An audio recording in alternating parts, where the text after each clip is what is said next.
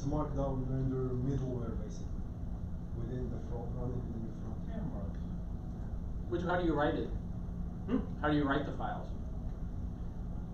So I have a whole bunch of file system abstractions. From an architectural point of view, I have an abstraction that I write stuff to, and on the front end, there's a render method that reads from the file system, reads the markdown file, renders it, returns HTML. And then there's a few other calls, like there's just get the contents of the file that reads the file and returns it. There's write file that takes bytes and says write file. So all that's happening in the Go backend. Those file system abstractions are where most of the complicated bits are. No? Which if you're writing the files, it means you have like a put request, or like how does that work? No. They all go into IndexedDB.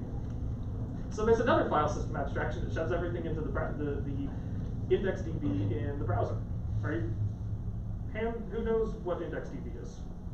Yeah. Cool. Okay. So who knows what local storage is? Okay. IndexedDB is like a smarter version of local storage. Local storage is just a client-side browser-based NoSQL database system. Yeah. So it's, local storage, you have key value pairs. You just have, your key is a string, your value is a string. You say local storage dot set or whatever it is, my key, my value. IndexedDB behaves a little bit more like a database. But so if I go into here and look at the storage, so there's local storage and that has some stuff. I store the OAuth token in local storage. IndexedDB, a few different databases. The local content is stored in here. So I've edited this file. Oh gosh, it looks like just an array of bytes. IndexedDB is smarter than that. It's not actually a JSON encoded array of number, number, and decimal. It's not that hideous. But there's a database-ish thing that is storing the files on your PC.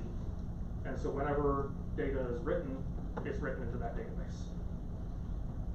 So that's one of the abstractions. Now the Go interface, the Go FS, so fs.fs, the package is io/fs, and then there's a type, interface type called fs, is read-only.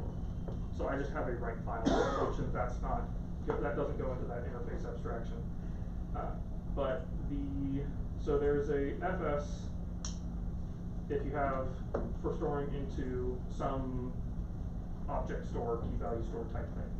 So there's an interface, and this is mostly written around the way that JavaScript's IndexedDB works, but it could theoretically be something else. And then this, you open a file, if it's the dot file, then it opens it as a directory. Otherwise, it says, okay, we need to open up a transaction to the content database and the metadata database. Metadata is where things like the sizes, anyway, where the modification date, name, if it had mode flags, then the mode flags, but I do not use mode flags at all. The only thing I ever do is directory because you have to. So, opening the file, open a connection to the database, ask, hey, do you have data for this file? If you do have data for that file, great, I found a file. Let's return a handler for the file. So you have a simple file just with a reader. The bytes come back as a byte. There might be a way to do a streaming interface, but I'm already doing enough shenanigans with all of this JavaScript stuff feeding into Go, and as much of the Go code as possible being able to not be in only if wasm files. So for now, it's just an array of bytes, and you have a file, and that file obeys the file system interface, and you can read it. And then there's things to check if it's a subdirectory, which is a little bit tricky. Stat reads metadata, gives you metadata back. Is subdirectory does a query on the keys and see if there are any files that have that as a prefix. Write a file, you have content shoved into IndexedDB. Yes? So the package you're using to interact from Go WebAssembly with IndexedDB is like a WebAssembly library that's available? Nope. How do you access IndexedDB from the Golang WebAssembly?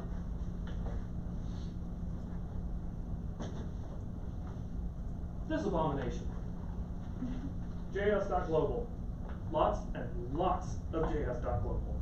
So all of the JavaScript stuff is in this one folder. Assets just embeds the files. That's the only pure Go file here. Everything else is a package main thing. So I have an abstraction around the IndexedDB that provides this store interface. So the DBFS expects a store. That store, you say, give me a transaction, and it gives you transactions. You have methods like keys, get, put, delete, delete all. And then the store value might have, that operation may have failed. This is wrapping around the promises but not really JK stuff that the IndexedDB does. It gives you these result objects that have these methods that are kind of sort of promises but not really. So it's working around that. So you have, whenever you do an operation, you get one of these values. If it's an operation that does not return something like put or delete, then you just should be calling the error function.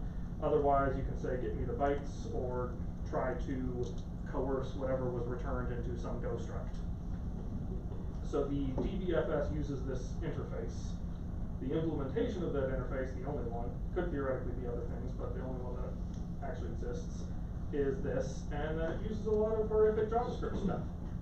So you're grabbing global, the IndexedDB object, the JSON, you have JSON.stringify, JSON.parse, grabbing that, the array type for some reason I don't remember, and then you have to do some JavaScript stuff. So this is basically like CGO but for JavaScript. CGO, but like 10 times worse. Yeah, this is crazy. This is a because I wanted to. Not because it makes sense, not because it's safe, but because I wanted to, yes? Yes, I was actually gonna ask about that. Did you decide that you wanted to do this project first, or were you like, I want to use these technologies and I'm gonna think of something to do? I decided I wanted it to work, and I decided I didn't want to have a back end, and I didn't want to have to do anything fancy, and I just said, how do I make this happen? And I figured it out. And periodically throughout, I'm like, is this the same thing to do? Meh. So the IndexedDB stuff, it's horrible. This stuff is really gross to read. You have things like, okay, we have this DB object, and then we're going to call a method. So this is, I guess I could put comments in here, but it's basically something like,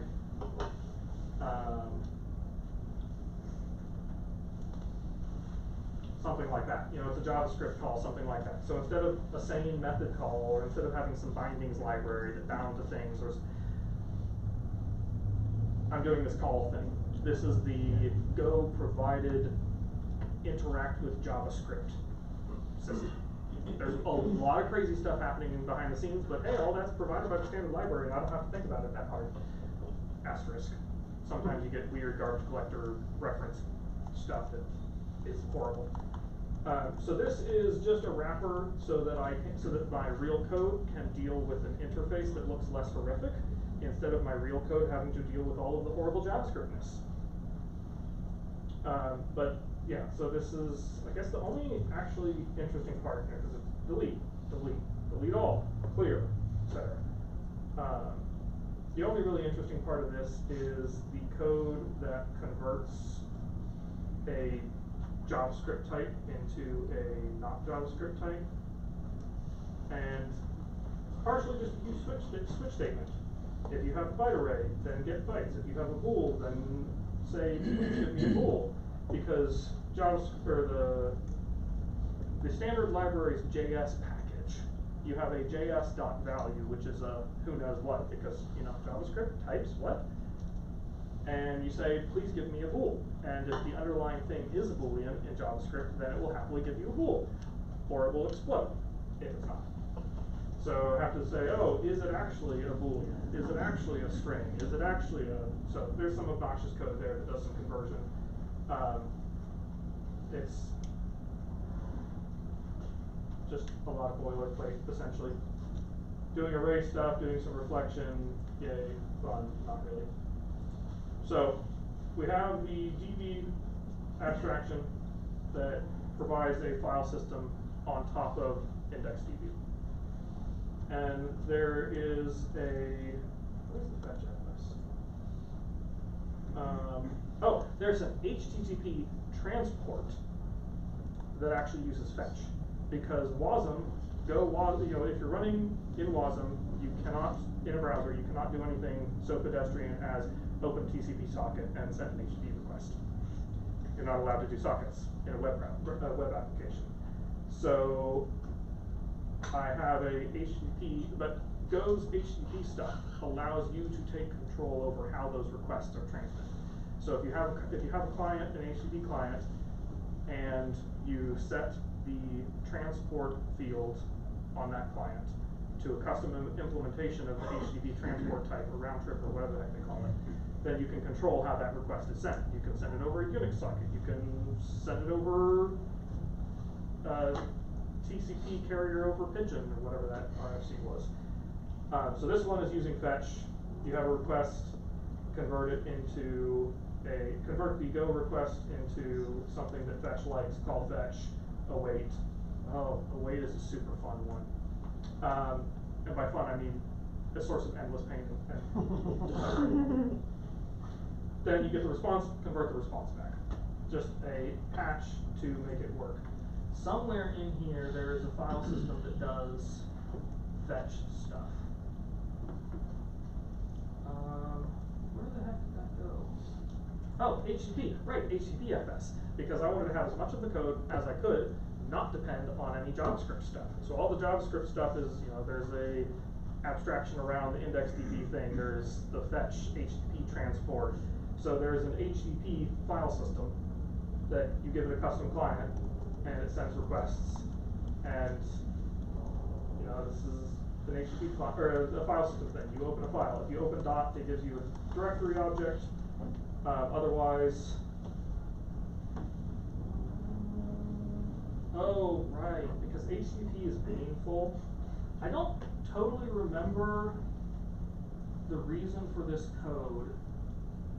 Oh right, if you want to know if something is a directory, there's no HTTP give me metadata about this directory, because that's just not how HTTP is designed to work. Sometimes you have web servers that say, if you query / and the path before it is a directory, then I'll give you a directory listing. But you can't count on that.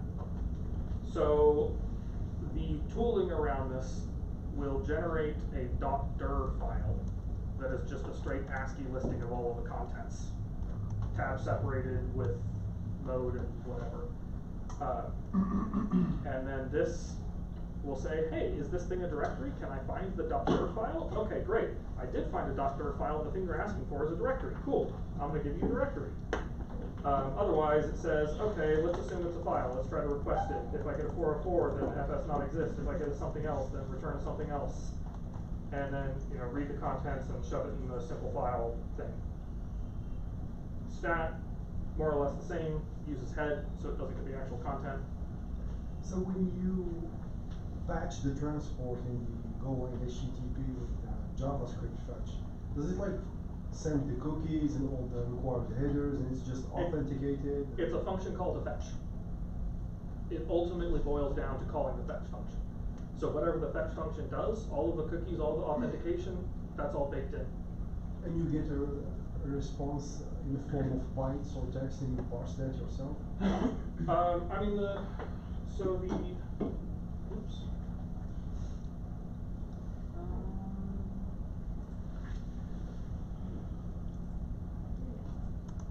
And it does an amount of hashing, so oh, we're doing the GitLab stuff.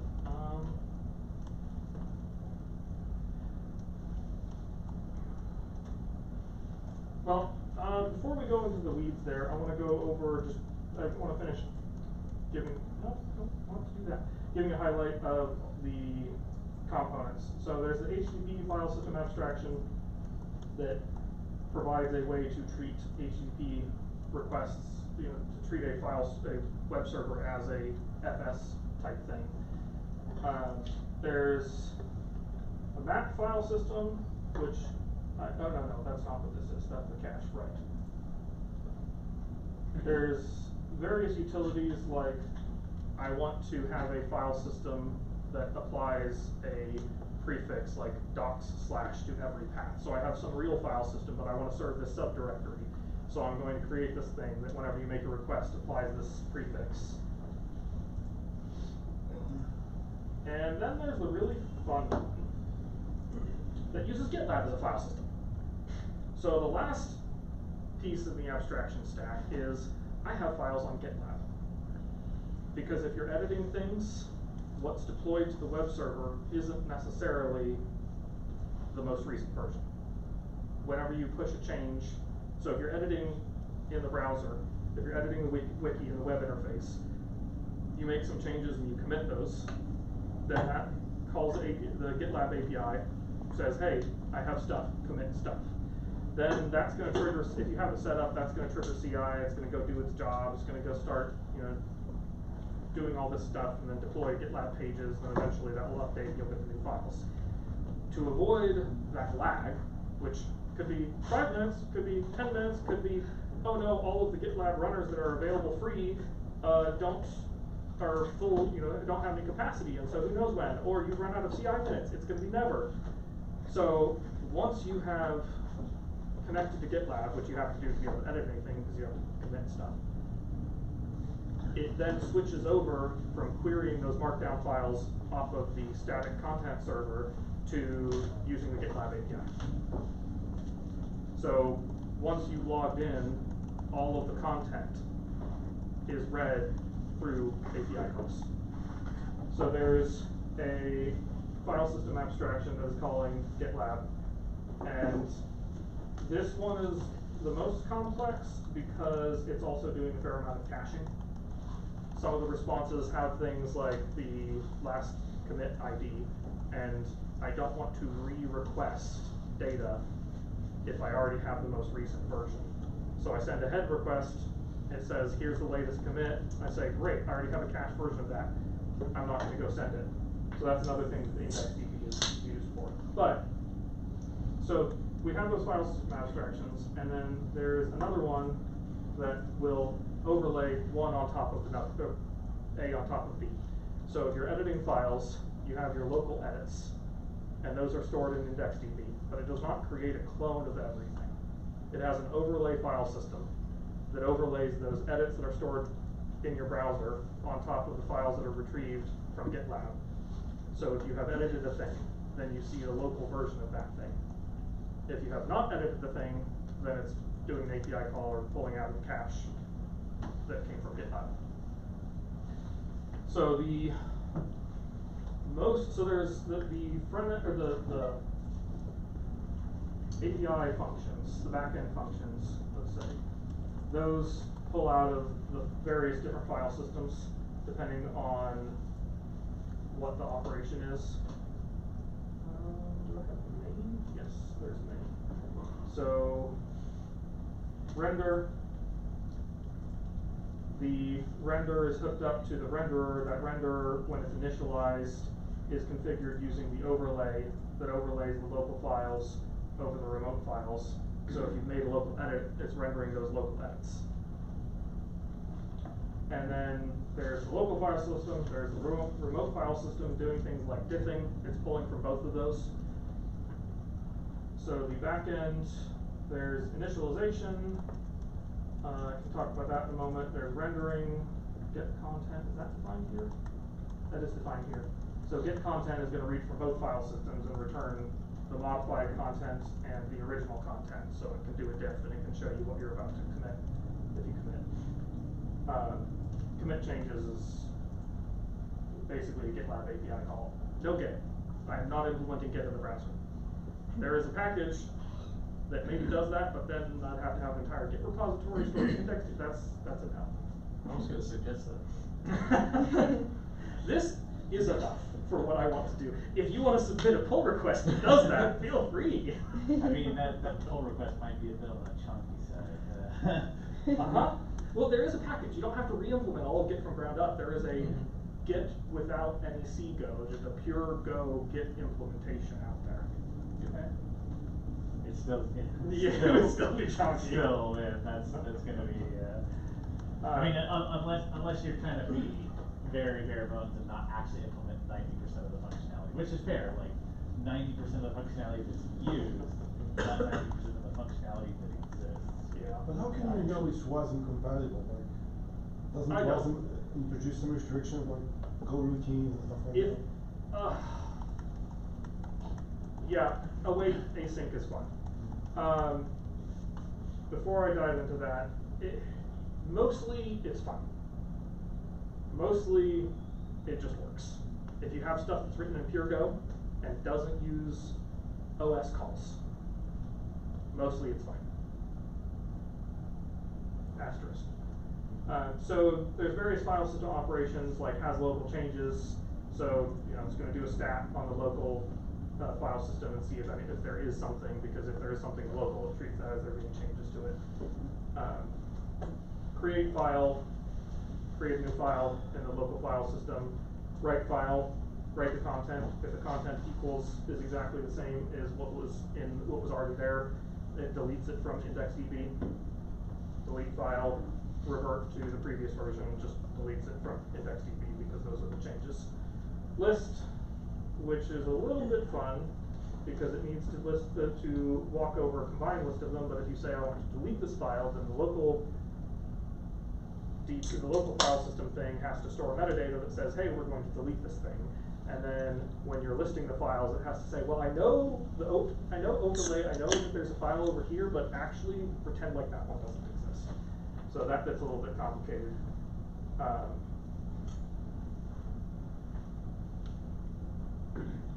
And then returning the status code so that the front end knows what the status is. Is this file deleted? Has it been created? Has it been modified? The normal Git stuff. So that's the basic architecture. There's the front end, and it's calling in to this back end, and the back end is interacting with these various abstractions to get things done. The authentication is a little bit tricky to get working, but it's basically OAuth. So when you say, I want to start editing things, then it redirects the browser to the GitLab OAuth page, and then GitLab redirects back, and then it reads the URL query values and does all of the OAuth stuff. There's packages. I did not implement OAuth myself. Questions about that stuff before I go back? Okay, you had a question about the fetch. Mm-hmm. So when things are fetched, is this the private? Yes, this is the private window. So once you've logged in, things change a little bit, but under the hood, it's just requesting the README file. So whenever the renderer says it wants to read something, it makes a fetch call. And I don't have to do anything fancy with the content. I don't have to parse the content. If it's a stat call, if it's a does this file exist, then I just need to do a head request, and I get response headers, and those response headers have content length, and that's all I really need. Content length and last modified, but those are HTTP headers. So I'm just in the HTTP file system thing. When I make the request, I am reading those headers like content type, content length, last modified date. That has nothing to do with the whole fetch business. Fetch is I'm just using fetch as a bespoke way of transporting HTTP requests.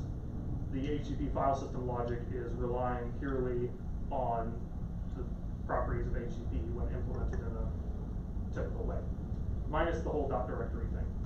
But that's has nothing to do with fetch.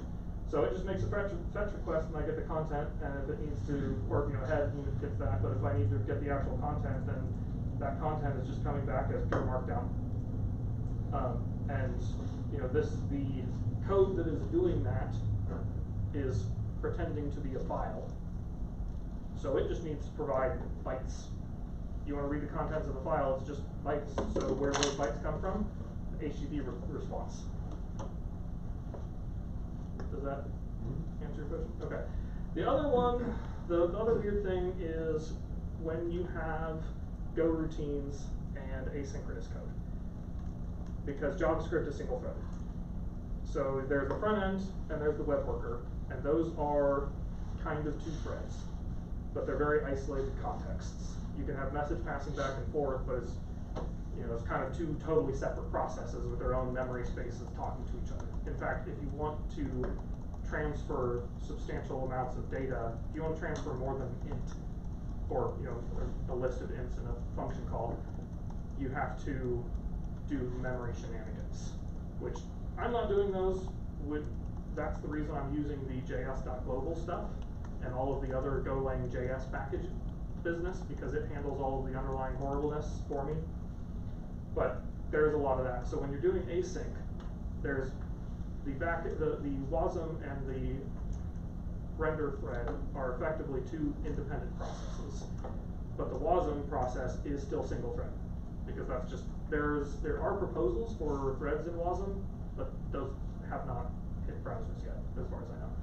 So it's entirely single threaded, which means if you do the wrong thing with async, and, well, async with Go channels and Go routines and all that kind of stuff, it breaks horribly.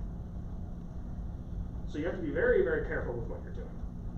And essentially, every single function that is exposed to, so in the web worker, not the front end, but in the web worker, there's JavaScript stuff and there's Go stuff. Because the WASM, you can't just have a web worker that is pure WASM. There has to be a JavaScript component to load the WASM executable and execute it and that kind of stuff. So the JavaScript side and the Go side, every function that Go provides to that JS gem is effectively creating a promise and using JavaScript promises. Because otherwise, if you do something like wait on the channel, because of how the WASM runtime works, you get a all threads are blocked and your process is deadlocked crash. I don't know if you've ever done that in Go, but if you're running, like if you run with num CPUs 0, or if you have a mutex and you lock it on on all of your Go routines or something like that, the Go runtime will go, you're dead, and crash. So if you do the wrong thing, it does that. There are some things that are pure functions, like there is logged in and is public, that just return a Boolean value, and those don't have to do any promise business. But everything that might be using a channel, that might be doing any kind of Go routines, any kind of asynchronous stuff in Go, I create a JavaScript promise and spawn the actual function off in a Go routine so that it can not explode and not die. That was a fun one to figure out, because this is not debuggable, except for printf. The only kind of debugging you can do is printf. There's no, you can't attach delve to WASM. Are there other kinds of debugging other than printf? Are there other kinds of debugging other than printf? Maybe not for you. I sure as heck like being able to step through my code. And you know, sometimes there's this wonderful tool called RR that lets you reverse backwards through your debug session. That is wonderful. Time traveling debugging is amazing and it works. So that was kind of scattered, but hopefully I gave you a reasonable idea of what's going on. And yes, this is completely ridiculous, and there are many parts of it that are absurd. I recognize this. This was just a because I can project. Any other questions? I mean, not a question, but just a thought. One cool idea is many people use GitHub pages to host their websites. I do that. And so if we had a way to edit the website within the website itself and have the update be pushed to GitHub, that would be cool. That's basically what this is doing. Yeah, but in a wiki way, like for static website way, it would be interesting. I think it might be like tweak this and have it do something like that. So if you're not logged in, so if you want to edit, then it says, please log in. Because if you're going to do anything with your edits, you have to commit. You have to have credentials to commit. But when you're not logged in, it's mostly doing that. The only weird part here is that it's rendering the markdown in your browser. So as you're navigating around here, it's making requests, it's reading these markdown files, and if you commit, then, you know, so anybody who's not logged in, anybody who's not an editor, they're just going through this basically regular HTTP system. And the only real fancy part, again, is the rendering. So, you know, if you are over... The GitLab API does not complain when you try to commit from here? It has an API function to commit. there's just a call. I just say, hey, here's a bunch of new stuff. Commit. And it says, okay. So it's, if you ignore the rendering, when you don't hit this button and do the OAuth stuff, it's pulling markdown files off of the GitLab pages static server. And then you edit it on your computer and push through just normal stuff. Then that's triggering GitLab CI. GitLab CI will redeploy those new markdown files to the static server, and then anybody looking at it, when they refresh, will see those new markdown files. But then you can also do all of the editing in your browser, and it makes a GitLab API call that pretends like you're committing from your computer, to simplify it. I honestly think many people would be interested in having that with some static site generator, like such as Hugo or Jekyll or whatever. Yeah, and I mean, you could do, It's a very interesting concept. you could plug in any other kind of SSG. I didn't want a whole lot, and I'm comfortable doing all the CSS by myself, so I just use Goldmark. But yeah, you could plug in any other renderer. If it's written in Go, or you can compile it to WASM, you could integrate it into this. Anything else? Cool. All right. Thanks. Thank you. You have a GitLab or GitHub link? Yeah, I'll put it in the, you can go to, if you go to wicket.firelizard with 2 C's, or it's in Slack.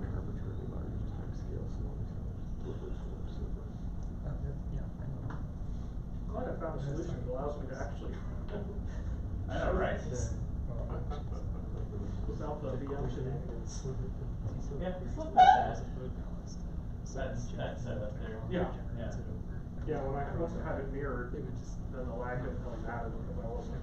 Yes, yeah. Do we have any other things that anyone wants to present? Oh, we might end up calling it early today. I had some stuff planned, but just life gets in the way. You know how that goes. Yes, right? Never heard of it. Life? Come on. Yeah. Who's got that? As I mentioned earlier, next month we're going to be meeting at Roblos, second Wednesday, so December 10th. They've got this large indoor courtyard area if you've not been before. So in the you can't really see it from the outside, but it is quite an impressive space. And we'll be meeting upstairs in there. I don't know if we'll be on the second or third floor. We'll play it by ear. But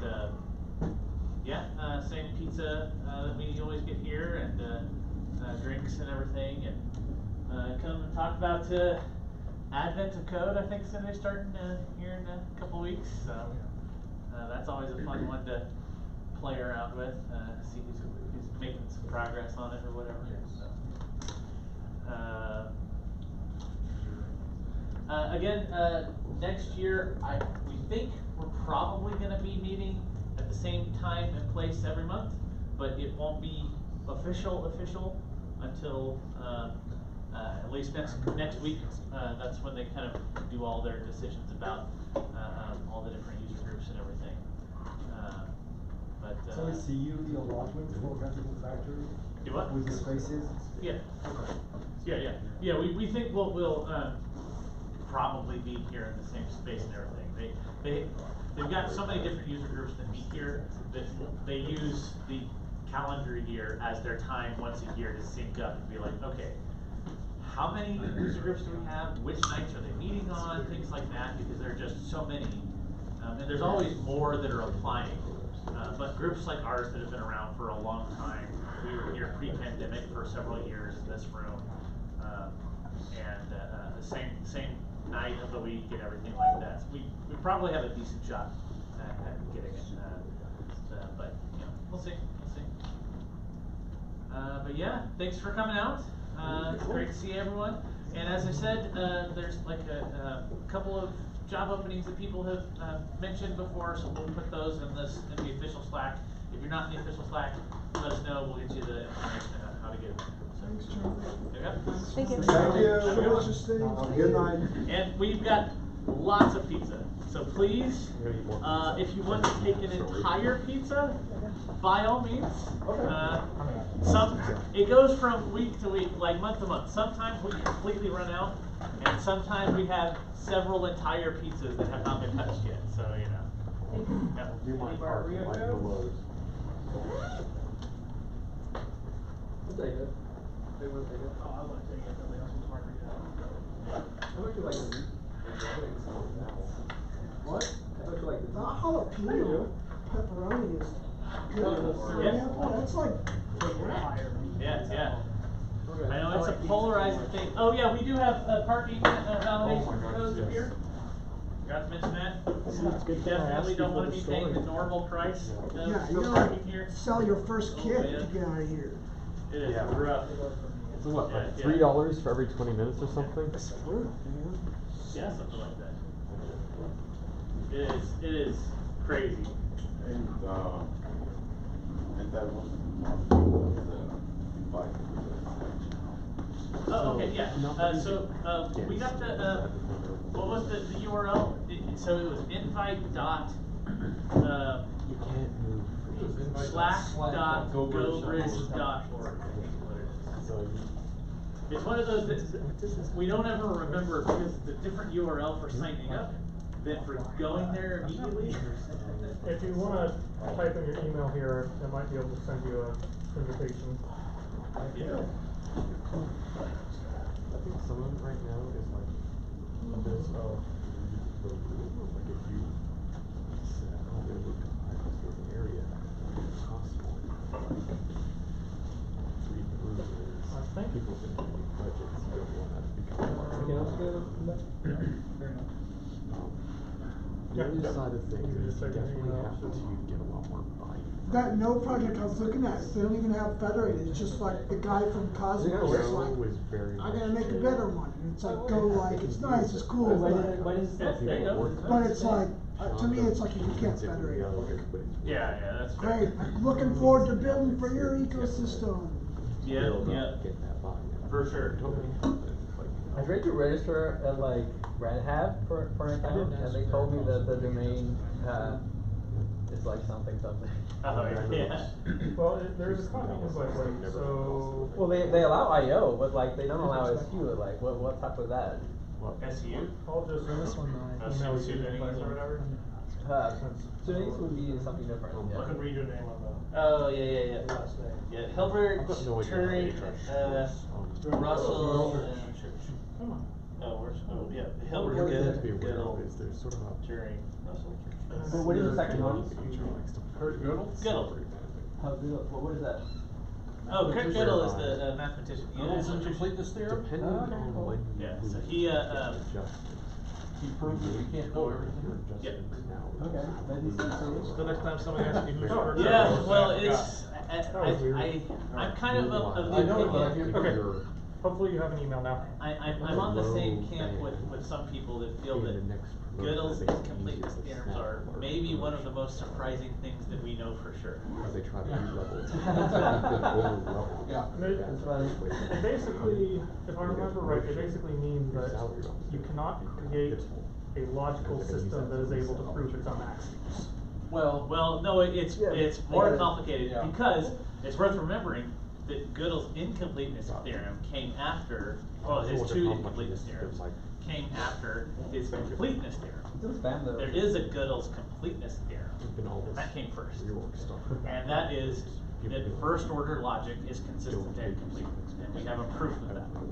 So basic logic and or not, all of that kind of stuff, even simple universal quantifiers is just not higher order universal quantifiers. They're all consistent and complete. So everything you can know from those systems is knowable. I think it's that you can't have both soundness and completeness. You can't have, you cannot have both consistency and completeness, you know, you can't have both soundness and completeness, right? Yeah, But- basically, if you have, Now I'm looking for a new job. if you have Yeah. a formal language that can talk about itself, Yeah, that's it. Yeah.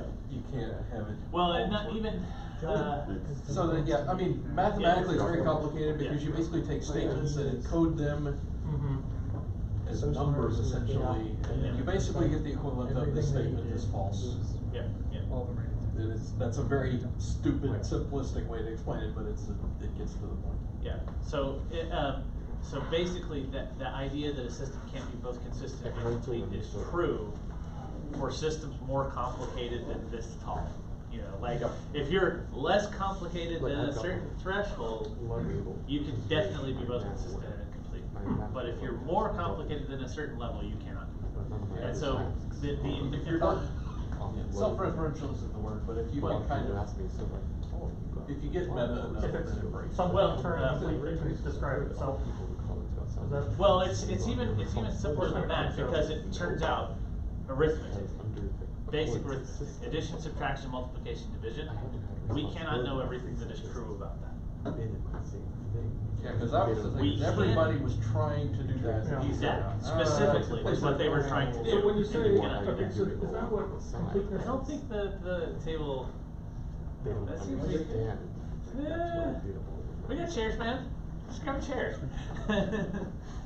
So it's- I think they like fold, so I They it's not do, this but, way. yeah. So is completeness about whether or not you know everything about the system? Like whether or not you can Yes, completely whether describe- everything which is true is reachable from the things that we know. Okay. So in a sense, you can think of. Okay, so it's partially like a non-reachability, like Uh-huh. the halting problem saying. No, there so are- the halting problem is a result of Gödel's incompleteness. Yeah. Okay. It's the other way around.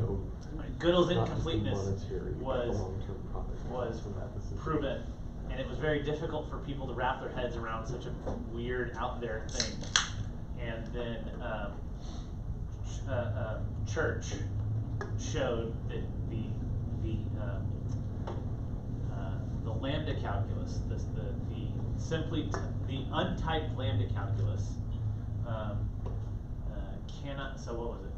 You cannot show the equivalence between two statements, arbitrary statements, in the untyped lambda calculus. And that turns out to be equivalent to the incompleteness. And that's the thing is, then a few months later, Turing did more or less the same thing by showing that the Turing machines suffer from the halting problem.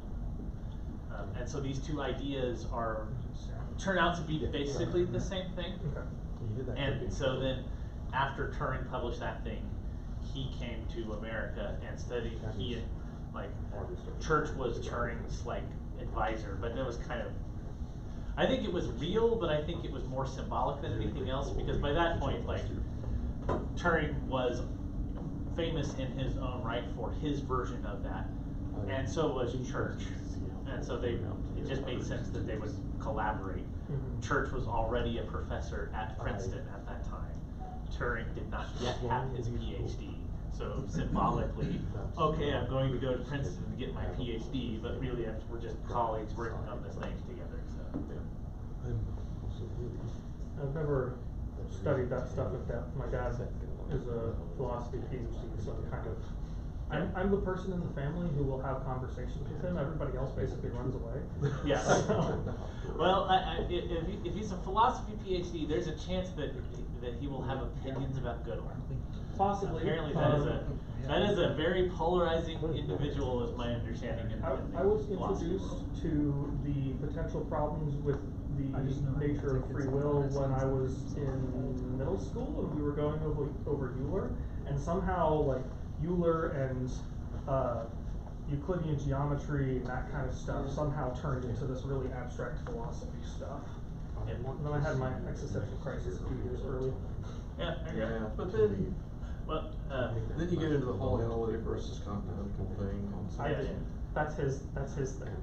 He There's- has seminars with his friends, And he's like, hey, I want to talk to you about Kant. I'm like, okay, let's talk about Kant. And I'm not reading that stuff. I'm having conversations with Kant's somebody. kind of famously impenetrable. Yes, so he reads them, and then he has conversations with I me. listen to other people that read his I stuff and did- distill it. I did Kant's Critique of Pure Reason on audiobook, and the big takeaway I had from that book was that entire book could be summed up in about 20 minutes of mathematical logic. Like it's like an 8-hour, or no, it was more like a 12-hour book. It was quite a book. Was he paid by the word? What? Was he paid by the word? I mean, it's just, no, it's the Emmanuel Kant stuff, Dude, yeah. he's like a philosopher's philosopher. Yeah. But the thing was, like, in fairness, it's like we would say that these days you could write the entire thing in about like 15 to 20 minutes worth of mathematical logic. Yeah. On the flip side, well, yeah, but people took it seriously enough to start doing that in part because of the influence that he has. Right. And so, yeah, now, it's like, looking back at his stuff, like, it would take no time to yeah, explain. calculus is easy. We could have just told I see. Yeah, exactly. I think like the germ theory is like the most interesting. Like it's kind of like hard to understand like how people like 300 years ago whatever they didn't know about the germ theory, right?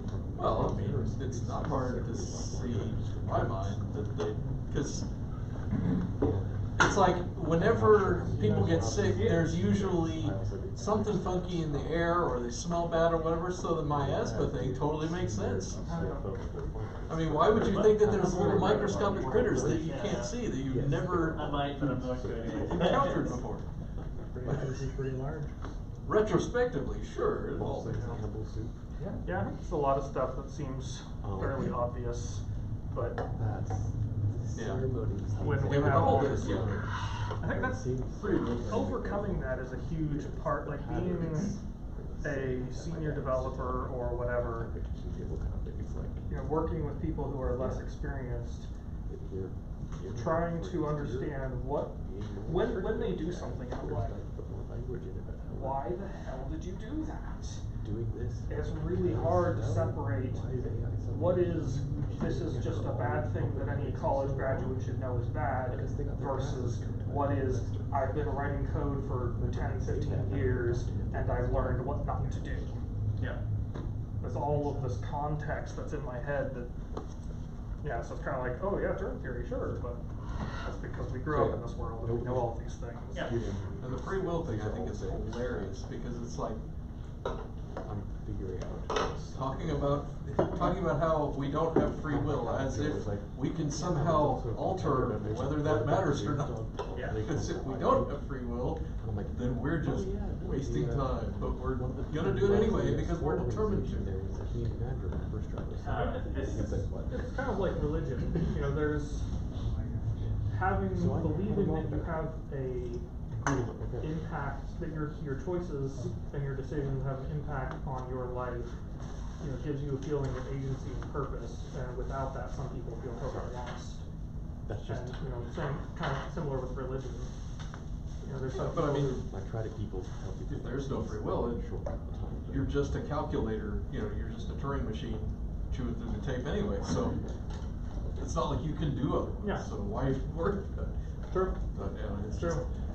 I mean, my conclusion was effectively that what matters is my experience, and my experience is if I have free will, so it doesn't, the true nature of it. Well, yeah, I think Yeah, Christopher yeah. Hitchens, I think, said, I'm determined I was just, to feel like we have free will. Let's be clear, like, given the nature of Turing machines, I don't know that we can necessarily say that Turing machines don't have free will That's to true. the same Well, extent that okay. humans do.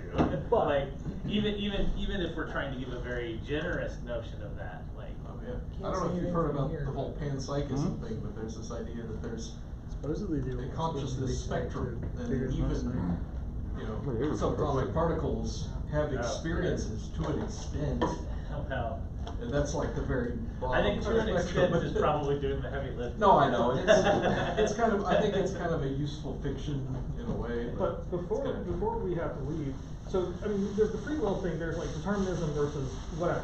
But setting that aside, okay, pure determinism. Yeah, maybe there's not. You know, doesn't really leave room for free will. But what's on the other side of that?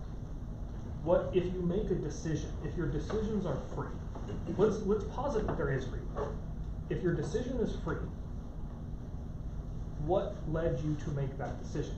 Because if it was the things that came before, then that's basically a different version of determinism. Maybe it's not physical laws, maybe it's your experience, but still, it's just a different form of determinism. If your choices are arbitrary, okay, great, you made a choice, but it was completely arbitrary. Where's the will in that? Yep. So the way I see it, you have a spectrum between your decisions are determined based on what came before, and your decisions are completely arbitrary, or somewhere in between. And that spectrum, free will does not exist on that spectrum. This kind of reminds me, so one of the formal methods podcasts, related podcasts I listen to, actually, so not this one, this is Type Theory for All. There's another one, it's called The Church of Logic. It's a, no, the joke was intended, so one of the recent episodes, apparently, in addition, you know, all of these big logicians and mathematicians and stuff all have the weird crap that they did on the side, you know, like Monad theory? Newton was really into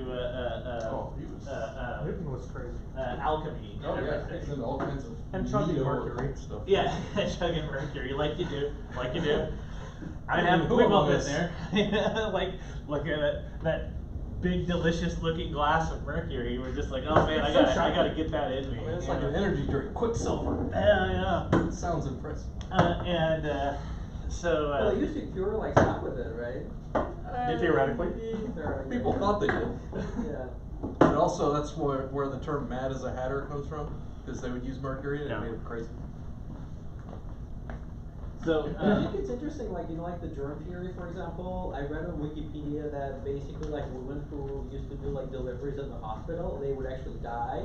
But if you did delivery at home, you wouldn't die. And the reason for that is because, like, the surgeons or whatever, they were literally, like, examining corpses, right? And then after examining corpses, because they didn't know about the germ theory, they would just go to deliver a baby. yeah. And so, like, the most striking thing for me is that, like, the woman, they actually knew, like, if they actually go to the hospital, they're gonna die, and if they deliver at home, they're not going to die. Yeah. And, like, the people who are the doctors, they didn't know. It's like, how does it make any sense? Well, fun fact, I don't know, I'm blanking on the term, the medical theory that if you dilute stuff enough, that it'll cure everything. Homeopathy. Yeah, Homeopathy yeah. kind of became a thing because Right. the dude said, hey, let's do that instead of sending people to hospitals, and they did better. They died Because they less. weren't infected by everything in the hospital, and so people Yeah, thought, okay. hey, this is a good system. Also, the Yeah. prevailing theory was the theory of humors, and they said, hey, if we drain enough blood, that will cure you. Mhm. Right. So there's the hospital thing, but then they're also just like draining lots of fluids out of you. In fairness, if they drain enough blood, it will cure you of the terminal disease called life. Yeah. So they'll cure that life thing for you real effectively. Oh, but I think it's basically like the value of scientific method, because you're supposed to have, like, the double blind or whatever, or like. Yeah, but they Yeah, didn't have science. And that was, that was relatively new, like Galileo's, called the father of the scientific method. That was not always a thing. Oh, There was- Aristotle. Oh. Yeah. Galileo did something. But Galileo, And there's like the Greeks who were convinced that regardless of what they actually observed, that things were definitely moving in a trajectory that was straight until they dropped. Until the magic gravity juice ran out and they just fell down. Yeah. And they're like, oh, it's a fault in our senses that we're seeing a parabola. Not that that's actually how the world works. Or something like that. People are stupid. Yep. Yep. Working in an aerospace company, I came to the conclusion that engineers like to think that they're rational beings. Oh, and see, that they that's don't the have thing, is emotions. people that aren't engineers think that engineers, you gotta listen to them because they know what's up. Engineers are just smart enough to not know how dumb they are. Oh yeah, that was where I was getting back. Goodall, apparently his thing that he did was he wanted to formalize all of these proofs of existence of God was one of the many weird things that he did. And so they were like, okay, like we're behind the curtain now. We're all a bunch of like logicians and mathematicians. We don't have to hear other people's crap about what they think and not. Let's just analyze his weird, like logical stuff for that specific question. Like let's not talk about the reality of it. We're just gonna talk about it as like an interesting proof of something, and like what tricks did he use, and things like that. And it was just so weird, like these really complicated contrivances that he was coming up with for all of that. But it was basically took like, I guess, Anselm's proof and cranked it up. We could say 11. I think he cranked it up way past 11. He mathed the living shit out of that. And it was wacky to hear about, like some of the math guy, and I can kind of see why, because math feels so mystical and Yeah. it's just weird. There's some weird, very stuff that feels like there's magic going on. So it's not surprising to me that there are a lot of math people who get into weird magic-y stuff. Yeah, When I run out of programming side projects to wander off into the weeds with, sometimes I try to understand group theory. Ooh. There's That's this good for your mental. lecture series called Visual Group Theory by Professor McCulley or something like that on YouTube. They're pretty good. And then I got into like kernels and I don't know, so there's various lectures and it's like kind of second semester stuff, and it's like, okay, we had some abstractions and then we're abstracting on operators, but now we're going to abstract on the abstractions and we're going to abstract on the abstracted abstractions. I like the Socratica has a series on abstract algebra as well. And so they do group theory, but they do a little bit of like ring theory and things like that as well. They don't go super deep on any of it. But it was like, I took it in college, and so it was like just enough of a good refresher on a lot of that stuff. They do cover kernels, but they don't go super deep on it. They're just like, here's roughly what it is. It was group actions and group actions? Yeah. So I don't, what's... So if you have a group, and Okay. the group has these properties, so you have something like the dihedral group, the symmetries of a hexagon or Yeah. something.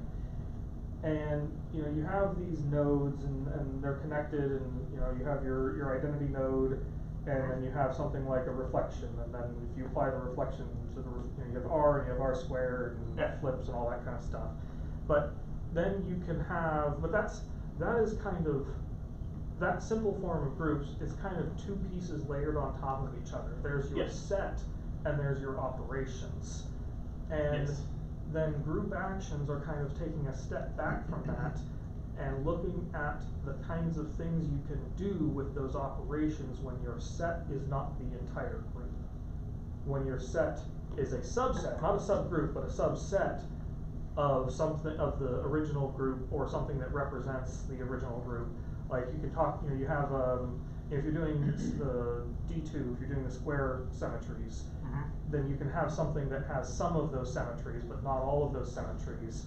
Okay. And so you can do these abstraction things, and then I did not retain a whole lot at that point in time, because it was getting so absurdly complex. And then I wanted to understand, at some point in time I ran across this video that was talking about why there's no general solution for the cubic. And it was going into Galois theory. Yeah. And I vaguely followed it a little bit. Yeah, some of the Galois stuff gets out of hand in a hurry. That was Yeah. that was brain bending. Yep.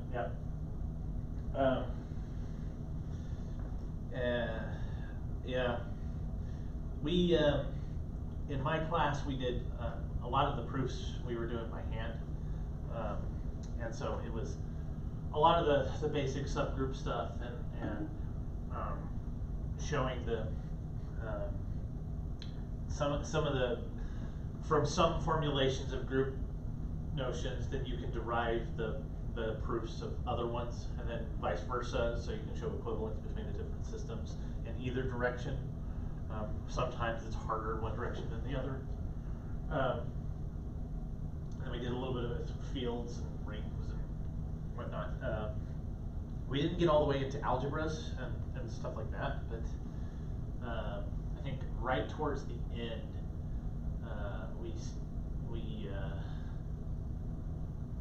can't remember if it was the end of algebra or if it was at the end of analysis, that we just brushed the beginning of point set topology, and that was kind of the end of what I had done in college. And so then a few years ago, I picked up a topology book. I was like, oh, you know, what's the next thing? And I'm like, oh, this.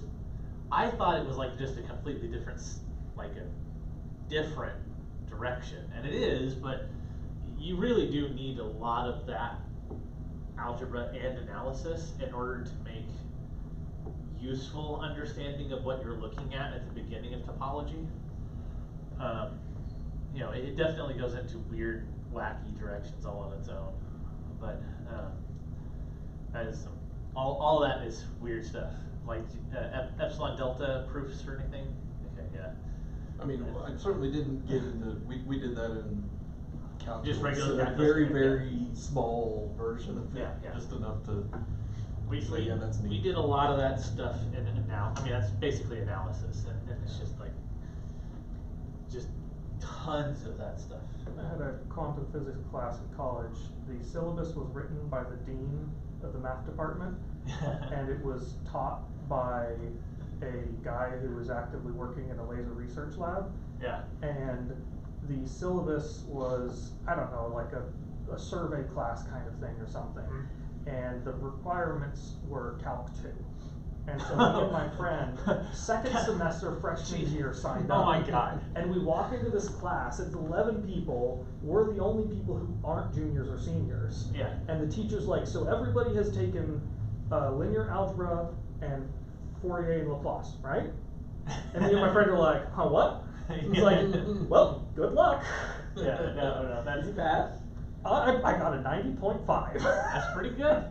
That's really good, man. Me and my friend were 2 out of 5 people who stayed in through the whole semester. Yeah, yeah. But the first half of that, I mean, the professor definitely went easy on us because it was, he was trying to actually kind of teach, but it was still basically a survey. But like the first half was, okay, here's Schrodinger's equation, here's some algebra you can do, and things like deriving so all of those diagrams you see for electron orbitals, those are 1 proton and 1 electron. Yeah, yeah. Because anything more complex with a second proton or a second electron is too complex to solve analytically.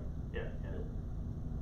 Deriving the equations for that from Schrodinger's equation is a lot of calculus, and a decent amount of linear algebra, not that crazy. Yeah. And then we got past the hydrogen stuff. Yeah. And that's when I was just kind of sitting there going, huh? Yeah. And then he would assign us homework. Fortunately, the homework was basically rated on effort. Yeah. And he would assign us the homework, and me and my friend are just looking at it, and we're like, what the hell is this? We, this past month for the formal methods group, I gave a talk on cryptography, and we like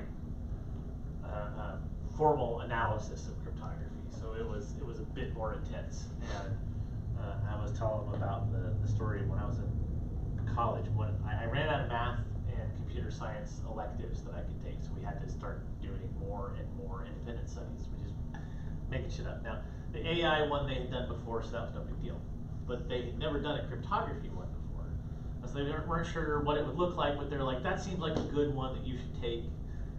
We'll figure. Let's do a cryptography class of some kind. Okay. And so we were looking for what book should we use or whatever. Saw some good reviews of this particular book, so that was the book we picked. And we kind of didn't look too deep at it. We just kind of skimmed and saw what were the topics, generally speaking, that they were covering. It's like, yeah, this is a good mix of the kinds of things we want to talk about. Yeah, sure. And we saw that there was like some amount of math in there. So it's like, okay, so it's not total bullshit. Like there's actual like stuff going on here. Okay, cool. And the thing is, if you are the first person to ever have an independent study in a subject, then you have to agree up front what is the syllabus going to be. And so we're like, okay, so we wrote down what the syllabus is. Like the professor and I wrote it down, and then we gave it over to the head of the school or whatever, and they approved it or whatever. Not realizing that, yeah, there was a little bit of math in it. It was a proof-based cryptography book. Every single homework assignment was a proof, all of them, and it was rough. Like so, the first homework assignment was like you have to crack the enigma. I was like, okay, that's cool. That was just cool. Like that wasn't that hard. It was definitely doable. It was a lot of work, but it wasn't that bad. The second homework assignment was proving Shannon security of a whole bunch of different systems, and proving which they give you. They have like one of them was like prove whether it is Shannon secure, not Shannon secure, or impossible to know for the following. And they just like described in prose a whole bunch of crypto systems that you have to go look them up and see like, well, okay, what does this one look like? What is it actually? And then like, okay, prove it is Shannon secure, it is not Shannon secure, or we can't know if it is Shannon secure. And like, there was one of them, I don't even remember what the exact problem was, but there was one proof. So my professor, that's the thing, especially for some of these, like the professors themselves don't necessarily even know the material. They're just there to advise you and your self-learning of this stuff. And so I'm like asking him questions. He's like, I have no idea, man. Like I haven't got the first clue about any of this. You lost me after the very first assignment. Like he's like, I followed along with all of the stuff. He's like, I feel pretty good about myself because I was able to follow along with everything involving the enigma. Like I got that, all of it. He's like, then you started pulling up the Shannon security stuff, and I'm like, 2 or 3 of those proofs I think I understood, and then the rest were just no. And so we finally got to a certain spot, and he's like, this problem you need to go talk to the math department about. I'm like, oh, okay. And so I took it over to the head of the math department, and she looked at it for a few seconds. She's like, now that's a rough problem. like, what? And she's like, why are you looking at this? I'm like, this is my class. And she's looking at me like, this is your class. You're taking this as a class. So like, yeah. She's like, okay. I choose to do it on purpose. Yeah. Did you change the syllabus after that, or what happened after No, that? it's too late. You can't. So I ended up making a D in that class. Oh, wow. But that was the thing. My professor was like, he wrote a nasty gram to the university. They're like, you need to change that rule. He's like, the thing he said was, he had never had a student work so hard to get an A or learn anywhere near as much. And he said he has never learned as much from any class, including the classes that he took, as hearing me go talk to him every week about what I had learned from this book. Wait, so why? I didn't follow. Like, why did he have to give you a D? It was required. The way the rules were written, it was very, very clear that you had to be, since it's the very first time that class is ever done, the school's policy is you can do any class you want, but if it's the first time, then you have to set everything up front, and there can't be any ambiguity in grading or anything like that. You just have to do it exactly the way. Wait, so why didn't, like, I took, like, one of the classes I took, it was, like, literally self-graded, so, like, I literally, like, put myself, like, the grade that, like, I felt that I deserved. Yeah, I mean, I don't know, I mean, it would just depend on the university and everything, I imagine. our, Yeah, I ours, don't want a bunch of people saying, I grade myself smiley face today. I mean, I- cause you could just make stuff up and I think give yourself an A. it- Well, it's I mean, worth- like in that class, like some people they gave themselves, you know, like the 100%, right? But like people who were like more kind of like humble, they gave themselves lower. It So depends like, on the Depends on the university. university. Yeah. Huh? Like my university was like yours, but you know, I went to a tiny ass little school in Maryland that nobody's heard of. So. I mean, I went to a little bitty school in Oklahoma, but it was a public school that is always really paranoid about making sure that all credits transfer and everything, and so, but still, that doesn't really explain it for that kind of thing. The thing was that is a rule that on the books they're really strict about, and the thing is, they knew, everybody involved knew it was gonna be more strict for me than normal, because normally, people don't take any independent study classes. And if you do take an independent study class, you might take 1 or 2. And here I was, by the time I took that cryptography class, I was up to like 4 or 5, Wait, so why were because you- we had run out of classes. Like, Yeah, I had a full tuition scholarship, and for a while I had been thinking I was gonna stay for 5 years because they would let me. And if I arranged to not meet the requirements for any degree after the 4th year, like I should skip some classes. But my last semester, I'm like, there's no classes left for me to take that I want to take anymore. yeah. I guess I could take some graduate classes, but I was also really done. Yeah. Oh, that's fair. So yeah, that was an interesting class. Do you read novels? Not really, like every once in a while, but. There's one called Cryptonomicon. That's I have started reading that one. It was interesting, at least to the point that I got up to. I think this is gonna sound polarizing, but I think to me it was the cryptography equivalent of the Phoenix Project, which is the novel about DevOps. no. Wait, so what do you think about the Phoenix Project? It's fine. It's to me, it's not. It is more a delivery system for learning about DevOps ideas than an independent story of worth reading on its own. Okay. It is a less dry version of let's learn about DevOps. It is not a book that happens to also have some DevOps stuff in it. So. I first read Cryptonomicon in middle school, so. Yeah. I Well, didn't know I'm sure anything. it's very different at that point. It's like I first read Gödel Bach in middle school, and that I should go reread it now because almost all of it was way over me at that point. But at this point, I think I probably would be able to follow with most of it. So I let my dad do that reading for me. yeah. That pre-digest. I'll Yeah. ask them about it. They'll give me a informal lecture.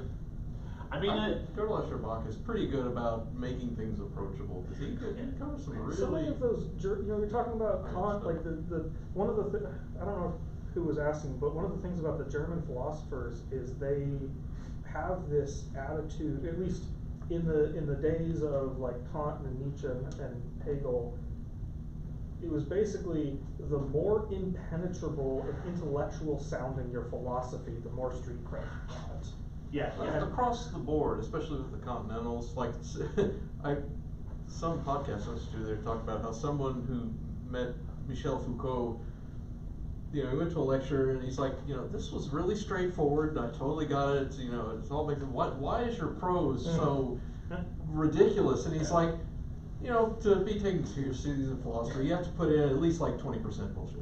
Yeah. This is it's just like this, just as part of the job description.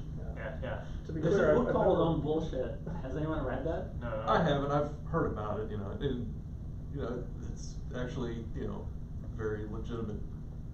Right. I mean, it's kind of a famous paper now, but. And then there's also another book called Untruth, and it says, like on the title it says Untruth from the author of On Bullshit. Yeah. Yeah, it's like Fritz. I can't remember the guy's name, but. Yeah, it's like. Yeah, it's just the idea. It's the idea is simple. It's just that bullshitters don't there's even huge care if pizza it's for true or you. not. They're just, Not Steve. There.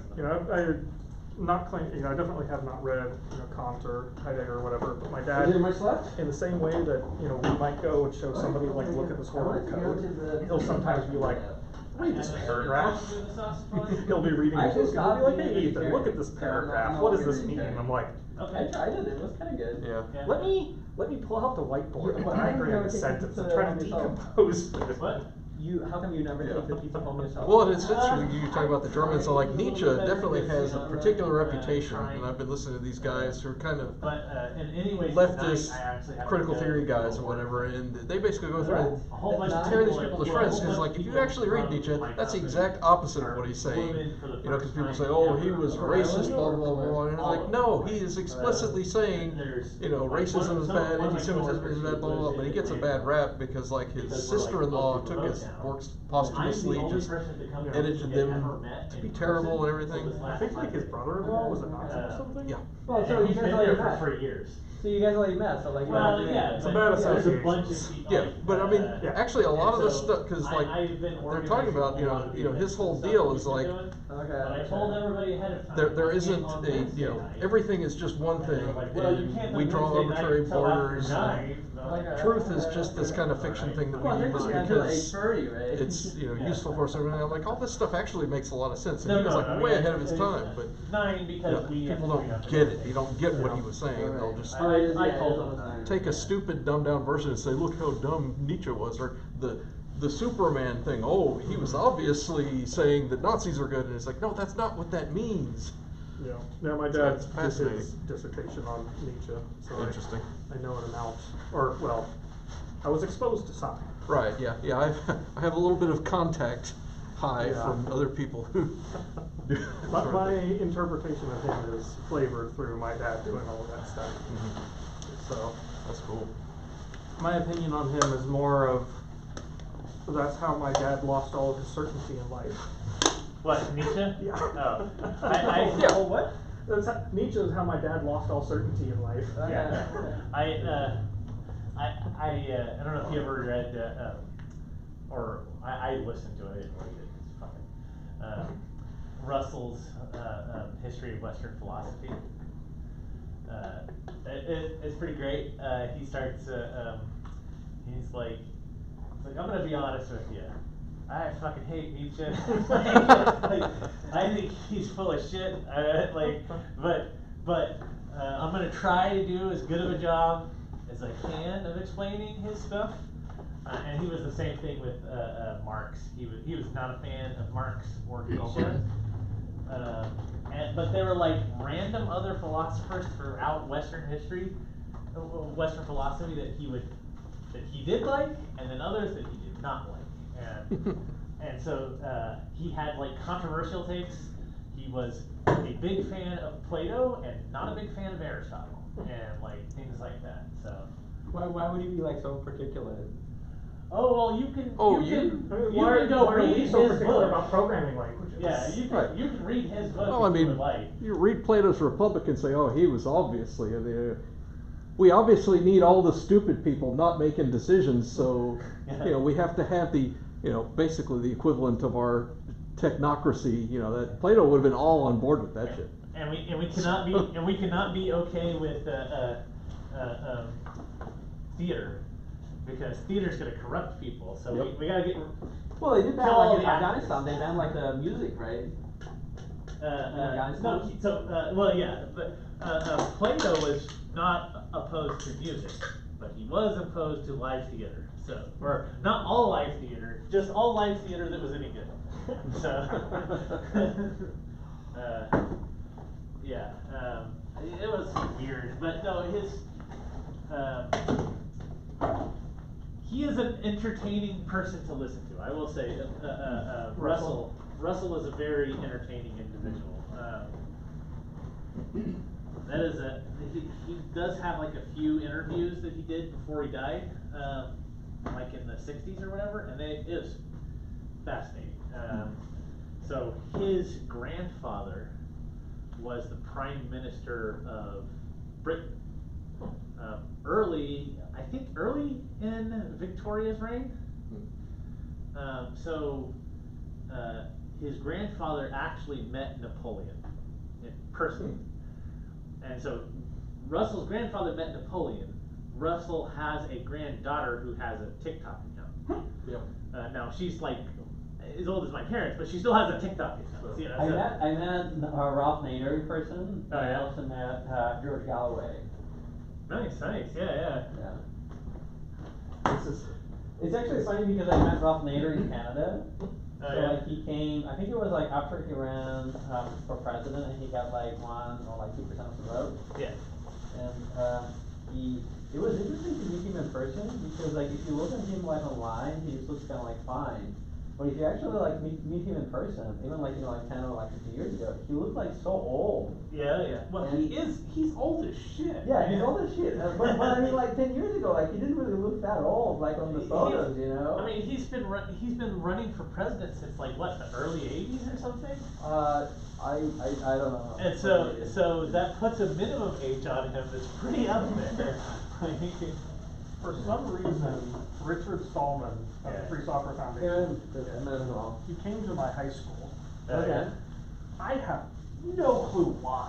Where was your high school? Lhasa Liberal Arts and Science Academy in Austin. Okay. Okay. And man, Richard Stallman at least then looked like a homeless guy. Well, he always looked like that. Did he what is it, like he always like plays with his feet and like he eats something from Yeah. I don't remember. I was I was surprised like he was allowed to like I be stopped in by. high school. Yeah, be around the children. Yeah. Yeah, right. I'm like, oh, I've heard of this guy. And I showed up like, wow, famous dude, looks like a hobo. Okay. And got a sticker and left. that's what he said, because I didn't realize this was a thing, but apparently there's been this website forever called hobo or prof.com. Yeah, hobo, that's right. Yeah. You just do a quiz. Yeah. Yeah. And my first job in LA, I hadn't shaved for a long time, and I had a big Anybody want scrag any of beard. these? Okay, I'm saying that. I'm gonna just put them in the giveaway thing. So. I would wear, as casual clothes as I could at work. So I had this giant scraggly beard, my hair was not particularly neat, and then for the Christmas party, I shaved, got a haircut, was wearing a suit, and some of the people I had talked to kind of daily didn't recognize who I was at first. Oh yeah. Oh, because you actually shaved or? Yeah, I mean, I shaved and I did my hair. I guess I just looked different enough. And one of my coworkers was like, "Oh, it's like I thought you were 30." I'm like, "Oh no, I'm like, what, 23 or something?" Yeah. I don't think I looked homeless, but I did have the facial hair. Along the lines of, people doing Alright. famous people, whatever, there's pretty. Sausage? No? Okay, then it's getting tossed. This one guy I watch on YouTube, he's You put it maybe like in he's the an atomic in the freezer or physicist, whatever. and they talk about bad science or whatever, and These are. they showed a clip of he was on talking to some flat earther on one of the stupid debate shows or whatever, and this guy was talking about how he could show with a Van de Graaff generator that gravity was bullshit and blah blah blah blah. The dude said, "Bitch, do you know who I am?" The guy is his grandson. It's like, my grandfather invented that thing. You don't know that you're talking to. That was pretty funny. First time, actually, the only time I've seen a Van de Graaff generator in person was at the Maker Faire in whenever the hell that last happened. And the guy. I'll take it if no one wants. Yeah, no, don't worry. You want it? Hold on. Oh yeah, anything, I'll take some if it's just gonna get chucked. Yeah, it's just gonna get checked. Whatever's here. Are you sure? Hey, Yeah, half of it, go on. Take the whole No, box.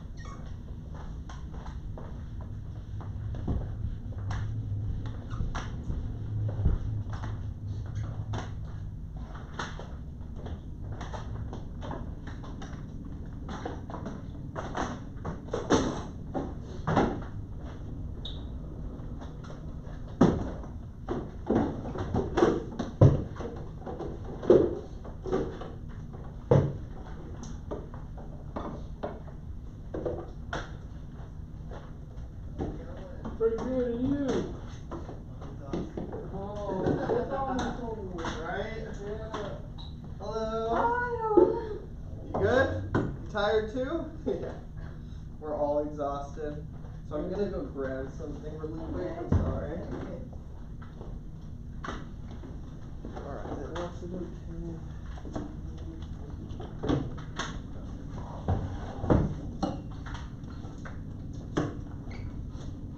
En el piso, en el 6, ¿a qué horas termina? I'm sorry, what? En el 5. 5? It's 5 good? 5. Yes, at, let's see now, yeah? A las 9. Yeah. Thank you. They should all be out now.